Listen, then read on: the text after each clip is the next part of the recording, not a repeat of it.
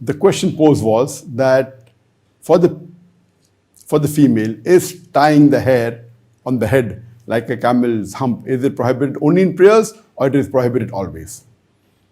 There's a hadith of a beloved Prophet ﷺ. It's mentioned in Sahih Muslim, volume 1, hadith number 1101, where Ibn Abbas, may Allah be pleased with him, when one of the Sahabas, Abdullah, when he was praying with his hair tied in knot, while he was praying, Ibn Abbas goes and unties the knot. So after he finishes the prayer, he asked, why did you do that?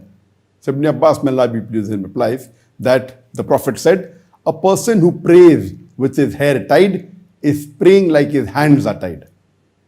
And there's another hadith in Sahih Muslim, volume 1, hadith number 1100, in which the beloved Prophet ﷺ said that when you prostrate in your salah, you prostrate on 7 parts: your face, your hands, your knees, and your feet.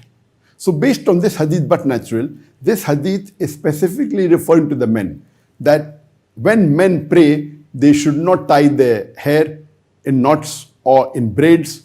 It is makruh. It is discouraged.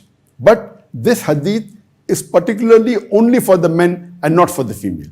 Because when the females pray, they pray in a hijab and the hair is covered. So it doesn't make a difference whether the hair are tied or they are open. And even the Prophet permitted that while doing ghusl, if the hair of a female is tied, she need not untie it. It's not compulsory. So based on that, for salah, this ruling of not tying the hair is not applicable to the females. It's only applicable to the males.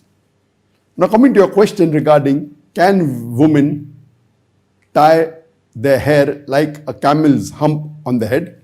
There's a hadith of a beloved Prophet ﷺ in Sahih Muslim, volume 5, hadith number 5582, in which the Prophet said that I have not seen 2 types of people who are inhabitants of hell. One is a person using a whip like that of the animal's tail. And the other is women, though they are clothed, they appear as naked, indicating that they may be wearing very tight-fitting clothes or be wearing transparent clothes where you can see through, or tight-fitting where the figure can be seen, or short clothes. They are clothed but yet naked. And they will tie on the head. On the head will be a camel's hump on the side. They will not enter paradise or smell the fragrance of paradise. So based on this hadith, we come to know that the Prophet mentioned in this hadith 2 types of dwellers of hellfire.